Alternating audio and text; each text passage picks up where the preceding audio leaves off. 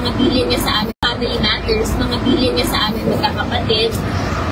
Of course, may instructions siya sa bawat isa, especially kay Manong as the eldest son. Pero sabi naman namin na, di ba, hintayin mo na lang si PM Sebastian kasi papunta na rin siya. And so, you can instruct us na sa mga bilin mo sa amin.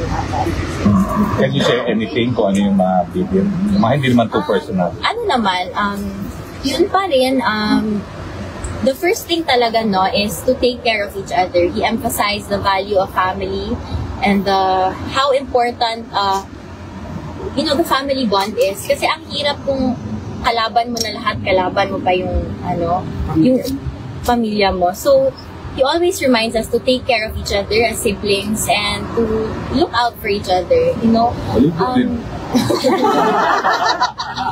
Uy, ang kunan kay wala kaligo na po doon kay sabayan na po si Papa para ganado siya kay lumaligo.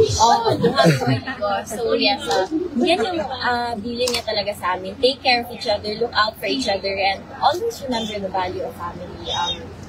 Do not stray away from his teachings. Kung ano yung mga sinasabi niya, yun yung